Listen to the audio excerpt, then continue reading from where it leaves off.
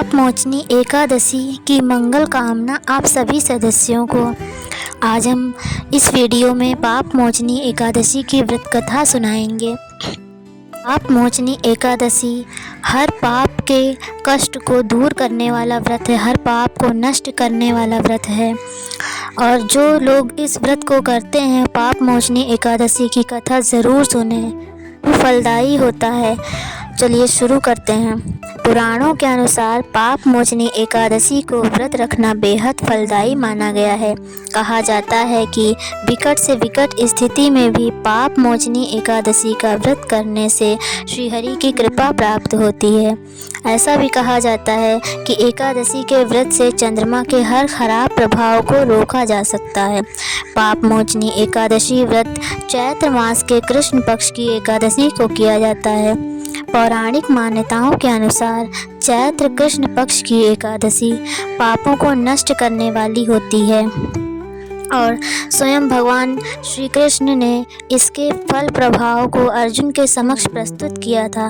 पापमोचनी एकादशी का व्रत साधक को उसके सभी पापों से मुक्त कर उसके लिए मोक्ष के मार्ग खोलती है।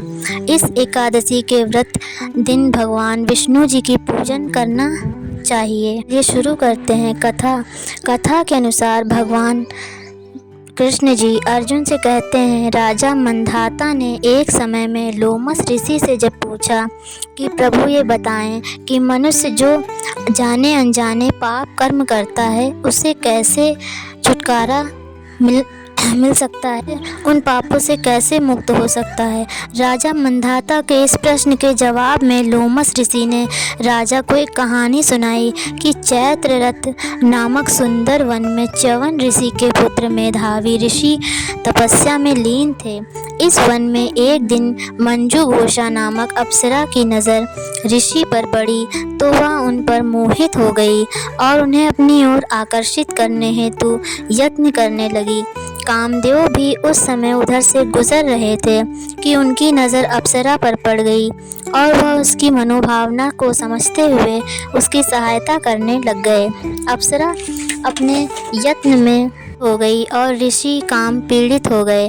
काम के वश में होकर ऋषि शिव की तपस्या को भूल गए और अप्सरा के साथ रमण करने लग गए। कई वर्षों के बाद जब उनकी चेतना आई तो उन्हें एहसास हुआ कि वह शिव की तपस्या से विरक्त हो चुके हैं। उन्हें उस अप्सरा पर बहुत क्रोध हुआ और तपस्या भंग करने का दोषी समझकर उस अप्सरा को ऋषि ने पिशाचनी होने का श्राप दे दिया। श्राप से दुखी होकर वह ऋषि के पैरों पर गिर पड़ी और श्राप से मुक्ति के लिए अनुनय करने लगी।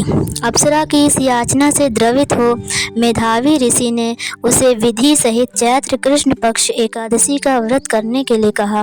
भोग में निमग्न हो रहने के कारण ऋषि के तेज भी लोप हो गया, इसलिए ऋषि ने भी इस एकादशी का व्रत किया जिससे उनका पाप नष्ट हो गया।